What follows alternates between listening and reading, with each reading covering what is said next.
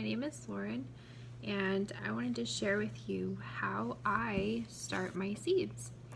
So first of all, you need a seed starting medium.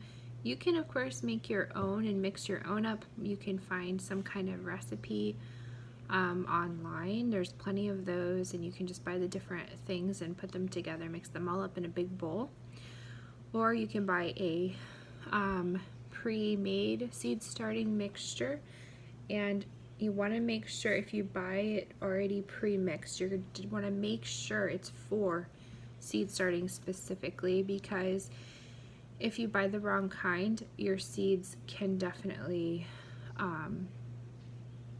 die or not grow at all, which would not be good. That's definitely not what you want. Actually, this last time I accidentally bought a container gardening mixture, and practically none of my seeds even started or even sprouted, because it had certain fertilizers in it that were too strong for the little baby seedlings, and it just killed them before they even came up out of the ground. And so that was a really big bummer, because I spent like 2 hours planting them.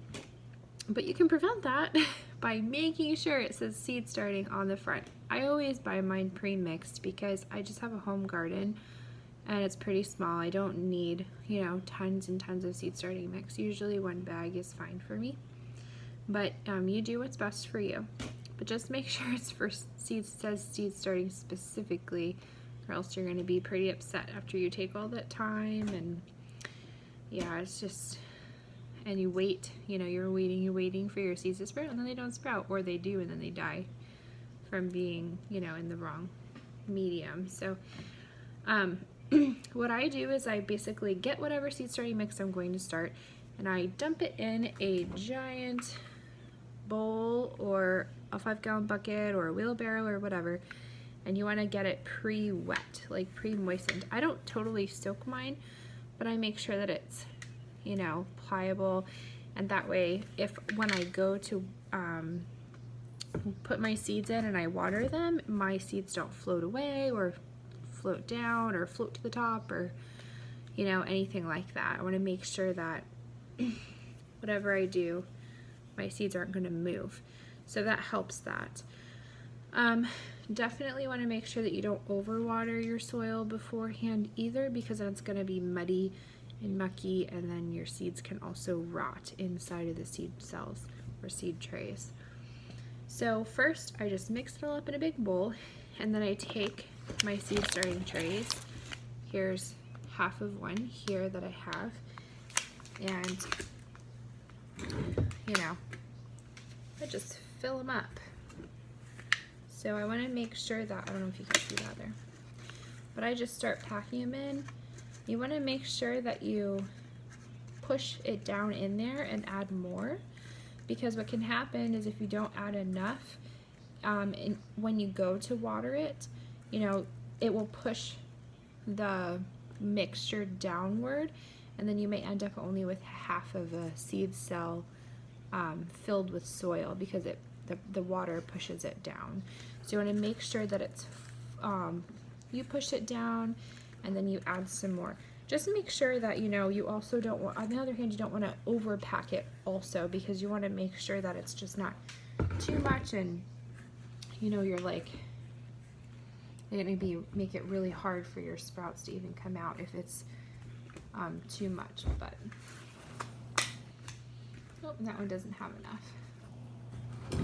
So another important thing that you want to remember with your seed starting mixture, whatever you buy, even if it's pre-made, you want to make sure that it doesn't have any big branches or like sticks like this in it, because this can prevent, if this is on top of a seed, it can prevent the seed from sprouting upward and it can just die.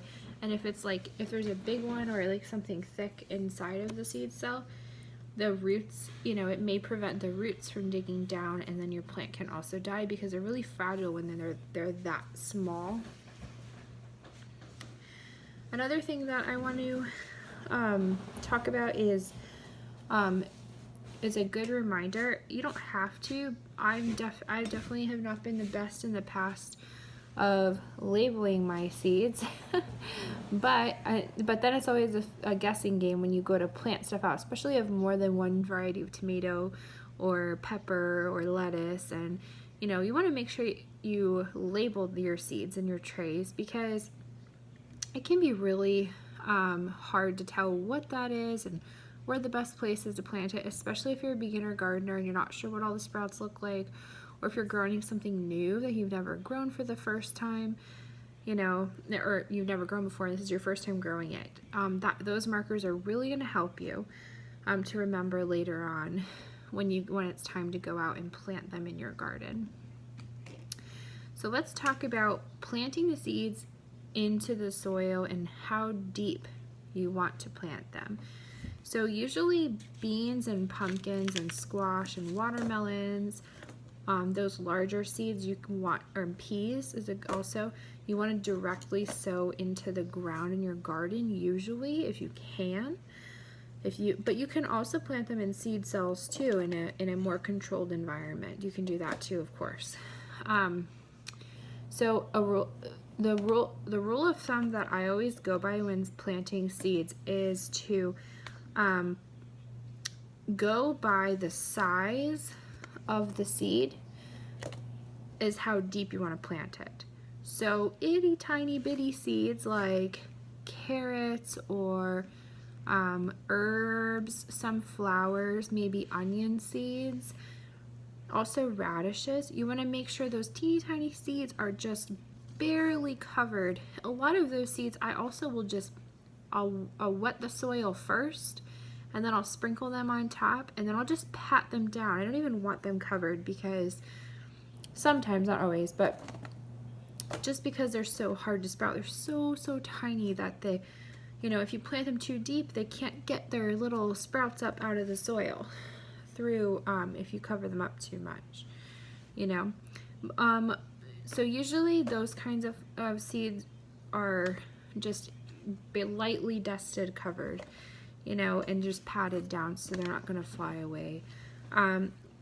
Seeds that are bigger, like squash or pumpkins, those seeds are usually 1/2 inch to 3/4 inch deep. Corn, beans, peas, things like that, because they are bigger seeds. So like a sunflower seed is about 1/2 inch, well, depending on the variety, but most sunflower seeds are about 1/2 inch big. So I'm going to want to plant those just 1/2 inch deep, into the soil. So that's the rule of thumb that I go by. And you can always look on the back of the packet, but if you can't find the packet, or you saved them yourself and you don't remember, that's what I go by. Let's talk about watering. So something important is water. How much should you water your seedlings, and how often should you water them? I water my seedlings once a day thoroughly. It's usually in the evening before I go to bed. I will water my whole garden, and I will also water my seed trays. And you want to make sure that you can either water them underneath by the tray that's underneath them, and they will soak up that water up into the seed cell. But before they're sprouted, when they don't have roots yet, I like to water them overhead, and I just make sure that I'm not like jet spraying them to where it's going to move my seeds around or sink them or displace them in any way. I want to be really gentle with watering them and just make sure that, what I do is I gently water all of my seed cells, and then I let it soak down. And so there's no like sitting water on the top, and then I'll do it one more time and let it soak down to make sure that the whole seed tray the seed cell all the way down is fully wet all the way into the bottom of it. And that helps keep them moist. That's also really important thing about buying seed starting mix or making your own, is that you want to make sure you have good moisture absorbing medium in your tray, so that it's going to keep those seeds nice and moist, and that they're going to they're not going to dry out. That's really important, because if you let your seeds dry out, then they're not going to grow. One more thing that we're going to talk about is where do you keep your seed trays, or where do you keep your seed sprouts, to keep them safe. So I definitely have made the mistake before of putting them out in the middle of the garden, and that was a terrible idea because obviously, especially here in Florida, the sun is just going to fry them and completely kill them. So they're not going to grow, or they'll sprout and then they'll die because the sun's too hot. Also, the sun will dry out your seed starting medium if it's out there like in the mid heat of the day. So definitely don't do that. I always plant mine in the shade, under an awning on my porch, or even in my house. If you can plant yours in your house, that's a great idea, or leave yours in your house. That's a great idea.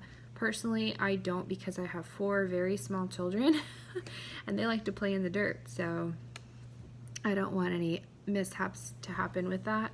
But I just plant mine under an awning where it's in the shade, and so it's getting sunlight. Something important is you can put it in your room or something, or in your bathroom even, or anywhere like that until they're sprouted. But as soon as you see green coming up out of the dirt, those plants really need to photosynthesize, so they need to be in the sun so that they can grow. So that's very important also. I think that's pretty much it. That's all I really have to say. If you have any questions, feel free to ask. I'd be more than happy to answer. Happy seed starting.